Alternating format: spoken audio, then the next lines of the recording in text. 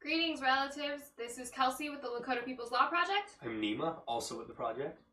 Today is a sad day for many of us here in the No DAPL front, but we're here to report the weekly Roundup, as always, and to stand in solidarity with those who were evicted from treaty land yesterday, at gunpoint, in resistance to the Dakota Access Pipeline.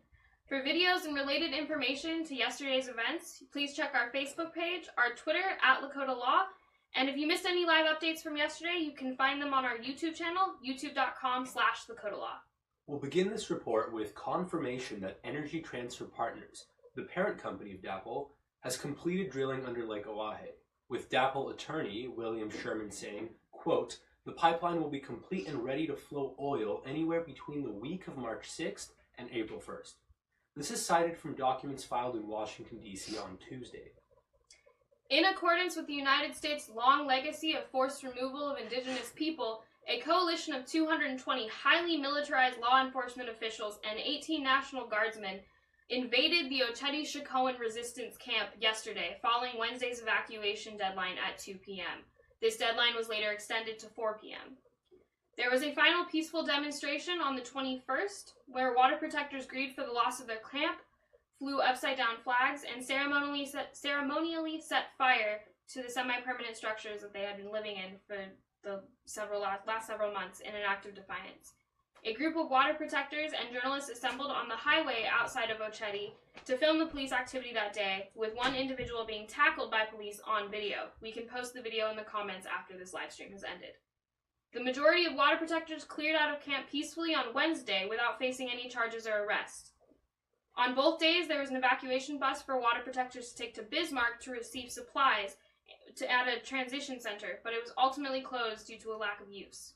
On Thursday, the official raid clearing Oceti lasted close to 4 hours and included numerous different law enforcement agencies, like the Morton County Police Department, Bismarck PD, Fargo PD, West Dakota SWAT,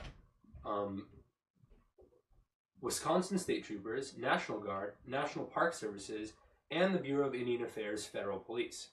Highway Patrol Lieutenant Tom Iverson stated that authorities were prepared for a worst-case SWAT scenario in the event that someone had armed themselves in a barricaded structure. No incidents of weapons or violence on behalf of the water protectors have been reported. In the afternoon, BIA police conducted the raid on the adjacent Rosebud camp, which sits on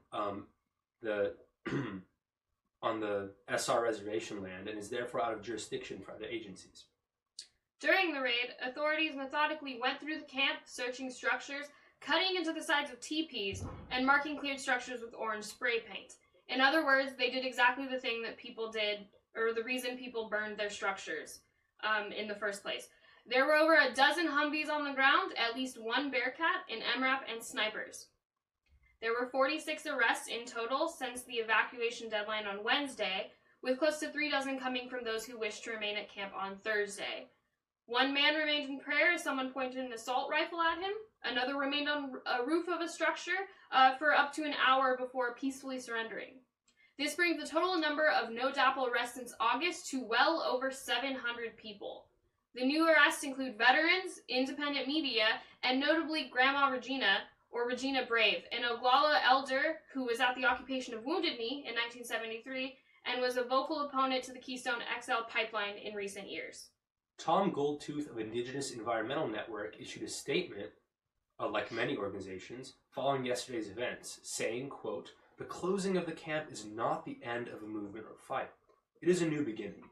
They cannot extinguish the fire that Standing Rock started. Our very own Chase Iron Eyes yesterday noted that the battle rages on in the courts and the hearts and minds of those who have put themselves in this fight. He says, you can't arrest a movement. You can't arrest a spiritual revolution."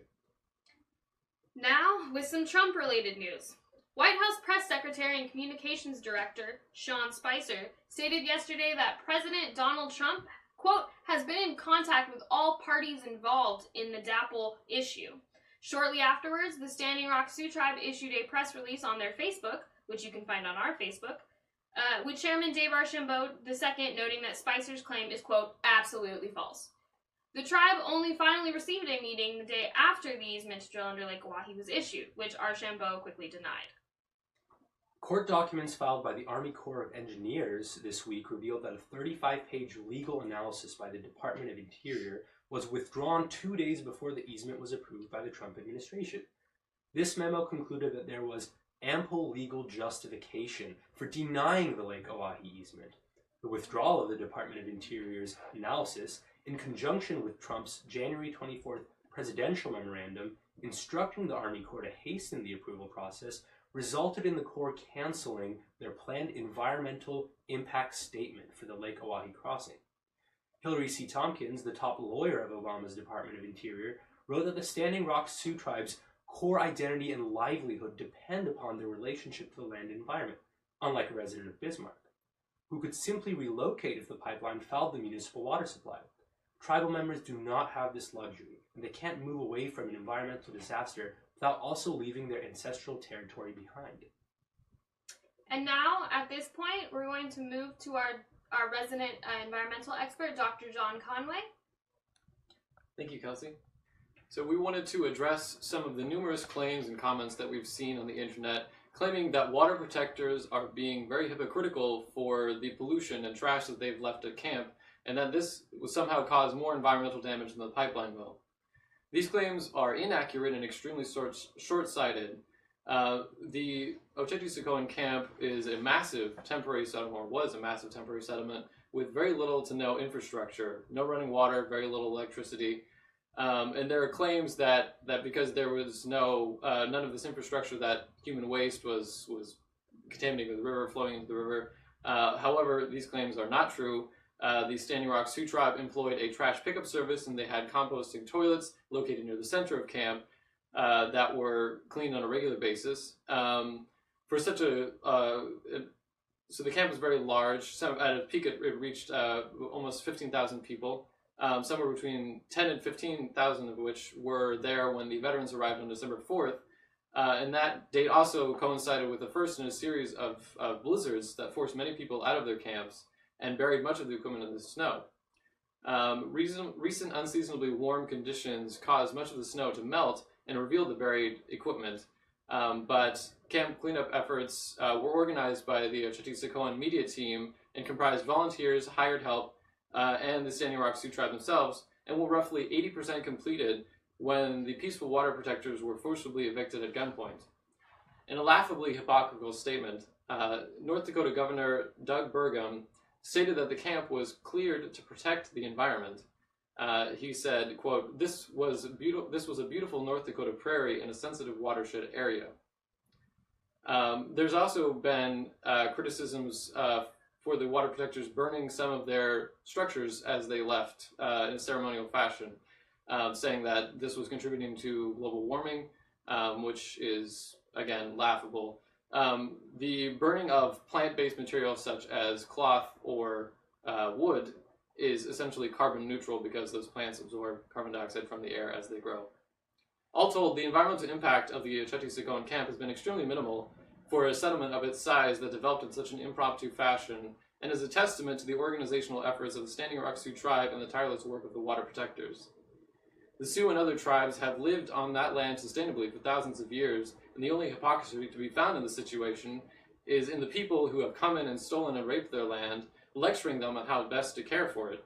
Trash can be picked up. Oil is much more dangerous.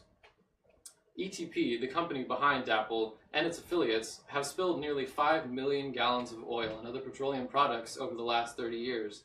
That's 433 gallons per day, every day, for 30 years. Sunoco Pipeline, affiliate of ETP that will be operating DAPL, has the worst track record of pipeline leaks in the industry. From 2006 to 2016, they have had 274 incidents over the nearly 6,000 miles of pipelines, which is nearly 4 times as many incidents per mile as the next worst contender. ETP has touted DAPL as having the most up-to-date spill prevention technologies, but a recent assessment by an independent consulting group based in Turkey found that the leak detection system used in this pipeline would be unable to detect leaks of up to 5,700 gallons per day, nearly 1% of DAPL's total capacity. This means that any leaks below this limit would be undetectable until oil migrated to the surface and was spotted by an observer. Just as a reminder, crude oil like that which will be pumped through the Dakota Access Pipeline is a cocktail of toxic and carcinogenic chemicals such as benzene, toluene, xylene, and naphtha, which cause both short-term and long-term health problems for humans and nearly every other form of life on this planet. Additionally, when oil contaminates a body of water such as Lake Oahe, it forms a film over the surface of the water that stops oxygen transfer between the air and the water and can cause fish and other organisms to suffocate to death from lack of oxygen, or by physically coating their gills, feathers, or fur. When in water, oil can be transmitted many miles from its leak and cause human environmental health problems far downstream. In terms of cleanup, once a leak does occur, the now crippled federal agencies such as the EPA that are responsible for overseeing remediation efforts will likely be even more handicapped by oil industry interests than they have been in previous administrations. On a state level, North Dakota has a strong vested interest in continuing to allow oil companies to exploit this limited and dangerous natural resource, and when this is combined with the centuries-long history of racism and discrimination against Native Americans prevalent throughout the U.S. and especially North Dakota, it is unlikely cleanup and aid efforts will be adequate to meet the needs of Native peoples whose only source of water has been poisoned for the sole purpose of boosting ETG's stock price and padding the bank accounts of its shareholders. The construction of DAPL is a clear signal to the country and the world that the United States has no regard for the lives or sovereignty of its indigenous peoples or interest in taking action against the greatest threat facing our human family, anthropogenic climate change. Back to you, Kelsey. Special thanks to Jon for kind of walking us through the details of the implication of this pipeline being built, and especially the environmental ramifications that it will have. Let us know if you have any questions, and we can field them in the comments the best to our ability.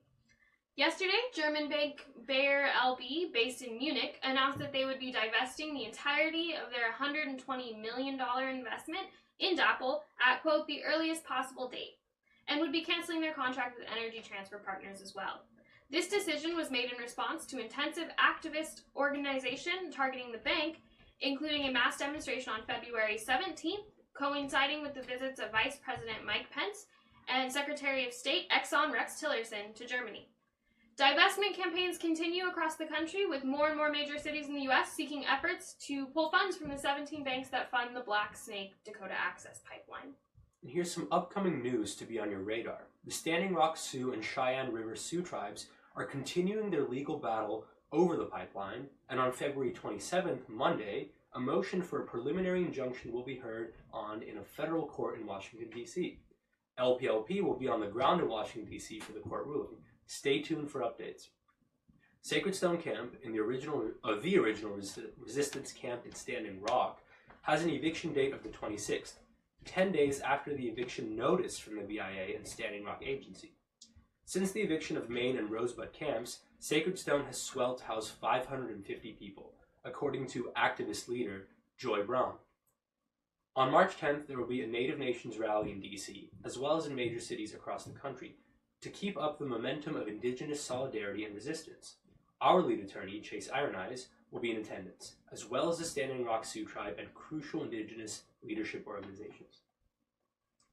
In closing, Lakota People's Law Project would like to issue immense gratitude to all the independent press, journalists, live streamers who have been on the ground for close to a year now, letting people at home know what's happening in North Dakota, including putting their bodies on the line to document human rights violations, being threatened with arrest and police brutality to make sure that people all over the world know what's really happening, so that we don't have to digest the false narrative of Morton County and its affiliates.